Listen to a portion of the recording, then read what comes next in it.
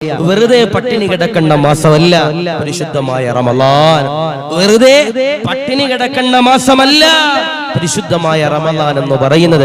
നമ്മുടെ കണ്ണിന് നോമ്പുണ്ട്, നമ്മുടെ ചെവിക്ക് നോമ്പുണ്ട്, നമ്മുടെ അവയവങ്ങൾക്ക് ഓരോ അവയവങ്ങൾക്കും ഓരോ മുടിനാരിക്ക് പോലും എന്റെ പ്രിയപ്പെട്ടവരെ നോമ്പുണ്ട്. അതുകൊണ്ട് എന്റെ പ്രിയപ്പെട്ട സഹോദരങ്ങളോട് പറയാ, എത്രത്തോളം തൗബ ചെയ്യാൻ കഴിയോ അത്രത്തോളം തൗബ എന്റെ പ്രിയപ്പെട്ടവരെ ചെയ്യാൻ കഴിയണം. നമ്മുടെ നാട് മുഴുവനും വല്ലാത്ത പ്രയാസത്തിലാണ്, നമ്മുടെ നാട് മുഴുവനും യുദ്ധക്കെടുതിയിലാണ് എന്റെ പ്രിയപ്പെട്ടവരെ. അള്ളാഹു കാത്തിരിക്കുമാറാവട്ടെ, അള്ളാഹു ഹിബ നൽകുമാറാവട്ടെ. പല സ്ഥലങ്ങളിലും നമ്മുടെ ഇറാന്റെ യുദ്ധം തുടങ്ങിയ സമയത്ത് എല്ലാവരും പറഞ്ഞൊരു കാര്യമുണ്ട്, ഉസ്താദേ ഇതൊന്നും ഞങ്ങളെ ബാധിക്കില്ല, ഇതൊന്നും ഞങ്ങളെ ബാധിക്കില്ല എന്ന് പറഞ്ഞ എത്രയോ പേര് ഗ്യാസ് കിട്ടാതായപ്പോ ഇപ്പൊ എല്ലാവരും പറയണ എന്താ, എങ്ങനെയെങ്കിലും യുദ്ധം തീർന്നാൽ മതി, എങ്ങനെയെങ്കിലും യുദ്ധം തീർന്നാൽ മതി.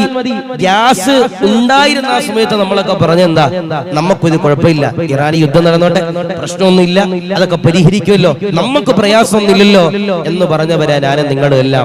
പക്ഷേ എന്റെ പ്രിയപ്പെട്ടവരോട് പറയാ, ആ ഒരു സമുദ്രം വഴി ഗ്യാസ് ഇങ്ങോട്ട് നമുക്ക് എത്താത്തൊരവസ്ഥ വന്നപ്പോ, അതിനൊരു ക്ഷാമം വന്നപ്പോ നമ്മളെല്ലാവരും പറയണതാ, പടച്ചോനെ എങ്ങനെയെങ്കിലും യുദ്ധം തീർന്നാൽ മതിയായിരുന്നു. അല്ലാ, ഞാൻ നിങ്ങളോട് പറയാ, പ്രിയപ്പെട്ടവരെ റമളാൻ മാസം വിട പറയാൻ പോവാ.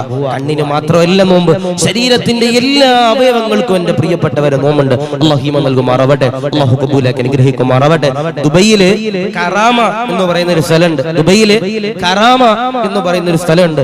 ഏറ്റവും കൂടുതൽ പരിശുദ്ധമായ റമളാൻ മാസത്തിൽ തെമ്മാടിത്തരം നടക്കുന്ന സ്ഥലം ഏതാണെന്ന് ചോദിച്ചാൽ നമ്മൾ എന്റെ പ്രിയപ്പെട്ടവർ ഒന്നടക്കം പറയേണ്ടി വരും, ദുബൈയില് ഈ കറാമ എന്ന് പറയുന്ന സ്ഥലത്താണ്. കാരണം പരിശുദ്ധമായ റമളാനിനെ ബഹുമാനിക്കാതെ, പരിശുദ്ധമായ റമളാനിനെ ആദരിക്കാതെ, പരിശുദ്ധമായ റമളാനിലെ രാത്രി സമയങ്ങളിൽ ഇഅ്തികാഫിരിക്കാതെ ദുബൈയിലെ കറാമ എന്ന് പറയുന്ന സ്ഥലത്ത് ഒരു കൂട്ടം യൂട്യൂബ് ഇൻഫ്ലുവൻസർമാരും ഇൻസ്റ്റഗ്രാം ഇൻഫ്ലുവൻസർമാരും അവിടുത്തെ ദുബൈയിലെ എമറാത്തികളും ആളുകളും എല്ലാവരും കൂടി ചേർന്നുകൊണ്ട് എന്തെല്ലാം തെമ്മാടിത്തരങ്ങൾ കാണിക്കാവോ, എന്തെല്ലാം ഭക്ഷണ വിഭവങ്ങൾ ഉണ്ടാക്കിയിട്ട് ഡാൻസും പാട്ടും കുത്തുമായി ആ കറാമയിൽ എന്റെ പ്രിയപ്പെട്ടവർ അവരുടെ ജീവിതങ്ങൾ കൊണ്ടുപോകുമ്പോ അതല്ല റമളാൻ, അതല്ല റമളാൻ. യൂട്യൂബിൽ ബ്ലോഗ് ഇടലല്ല റമളാൻ. വീട്ടിൽ എന്തെങ്കിലും സാധനങ്ങളെല്ലാം ഉണ്ടാക്കിയിട്ട് അതെന്റെ പ്രിയപ്പെട്ടവരെ യൂട്യൂബിലൂടെ ഇൻസ്റ്റാഗ്രാമിലൂടെ പോസ്റ്റ് ചെയ്യുമ്പോ അതല്ല പ്രിയപ്പെട്ടവരെ പരിശുദ്ധമായ റമളാൻ എന്ന് പറയണേ. തഖ്വയോടെ ഇഖ്ലാസോടെ ജീവിതത്തിൽ എന്റെ പ്രിയപ്പെട്ടവരെ നന്മകളിലൂടെ അൽഹംദുലില്ലാഹ് പരിശുദ്ധമായ റമളാനിനെ കൊണ്ടുപോകാൻ കഴിയണം. അല്ലാഹു കബൂലാക്കുമാറാവട്ടെ, സ്വീകരിക്കുമാറാവട്ടെ, റാഹത്തിലേക്ക് അനുഗ്രഹിക്കുമാറാവട്ടെ. അതുകൊണ്ട് ഇൻഷാ അല്ലാഹ് ഈ പരിശുദ്ധമായ റമളാൻ തൗബയിലൂടെ എന്റെ പ്രിയപ്പെട്ടവരെ കൊണ്ടുപോകാൻ കഴിയണം. അല്ലാഹു കബൂലാക്കുമാറാവട്ടെ, സ്വീകരിക്കുമാറാവട്ടെ. തൗബയുടെ നിബന്ധന എന്താ? തൗബയുടെ നിബന്ധന എന്താ? ആദരമാകുന്ന പ്രവാചകനാകുന്ന നബി തങ്ങൾ പറയുമ്പോ എന്റെ പ്രിയമുള്ളവരോട് പറയുകയാ, തൗബ ചെയ്യണമെന്ന് പറഞ്ഞല്ലോ, തിന്മകളിൽ നിന്ന് മാറി നിൽക്കണമെന്ന് പറഞ്ഞല്ലോ. എന്നാൽ എന്റെ പ്രിയമുള്ള സഹോദരങ്ങളോട് സഹോദരിമാരോട് പറയുകയാ, തൗബയ്ക്ക് 4 നിബന്ധനകളുണ്ട് ഉമ്മമാരെ, 4 നിബന്ധനകളുണ്ട് വാപ്പമാരെ.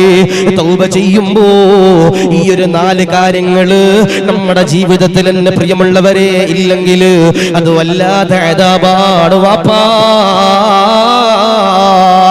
മഹാന്മാരാകുന്ന പണ്ഡിതന്മാര് പറയുകയാ, തൗബ ചെയ്യുമ്പോ പടച്ചവനെ ആദ്യത്തെ നിബന്ധന ഏതെന്നറിയോ? ചെയ്യേണ്ട തെറ്റെന്നല്ലോ.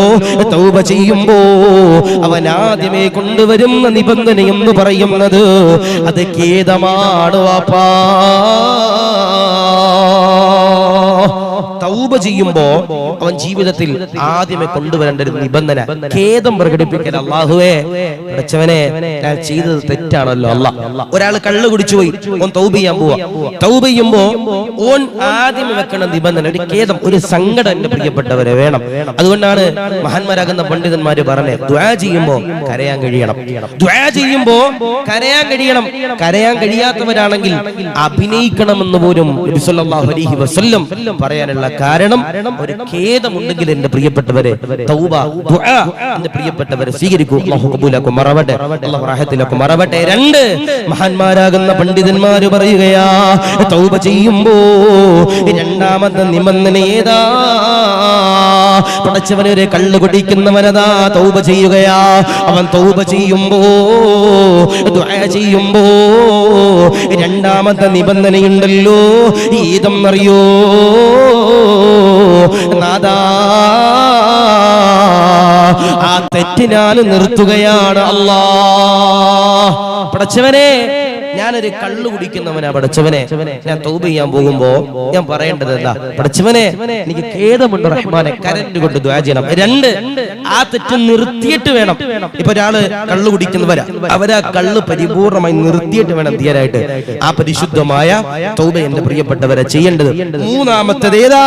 പടച്ചവനെ, മഹാന്മാരാകുന്ന പണ്ഡിതന്മാര് പറയുകയാ, തൗബ ചെയ്യുമ്പോ 3-മത്തെ നിബന്ധന ഏതാ?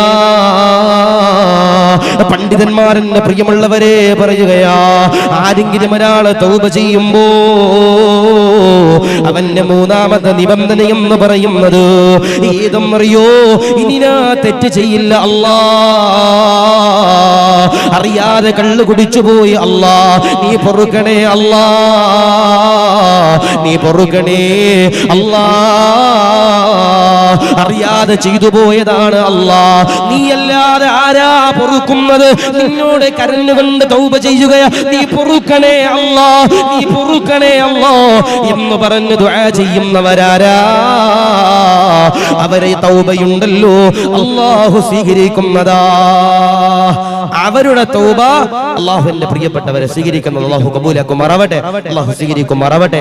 4, മനുഷ്യന്മാരുടെ അവകാശമാണെങ്കിൽ അത് തിരിച്ചു നൽകണം. തൗബ എന്നവന്റെ 4-മത്തെ നിബന്ധന മനുഷ്യരുടെ അവകാശമാണെങ്കിൽ, ഒരാളുടെ നിന്ന് പൈസ മേടിച്ചിട്ട് കൊടുക്കേണ്ട ആവശ്യമുണ്ട്, അല്ലെങ്കിൽ നമ്മൾ ഒരാളെ പറ്റിച്ചിട്ടുണ്ട്, അല്ലെങ്കിൽ നമ്മൾ ഒരാളെ ഉപദ്രവിച്ചിട്ടുണ്ട് എന്റെ പ്രിയപ്പെട്ടവരെ, എന്നാൽ അത് നമ്മൾ തൗബ ചെയ്യുമ്പോ അവരോട് ചെന്ന് പറഞ്ഞ് അവര് പൊറുത്തു തരാതെ നമ്മുടെ പാപം തീയൂല, അല്ലാഹു സ്വീകരിക്കില്ല. അല്ലാഹു കബൂലാക്കുമാറാവട്ടെ, സ്വീകരിക്കുമാറാവട്ടെ, അല്ലാഹു റാഹത്തിലേക്ക് അനുഗ്രഹിക്കുമാറാവട്ടെ.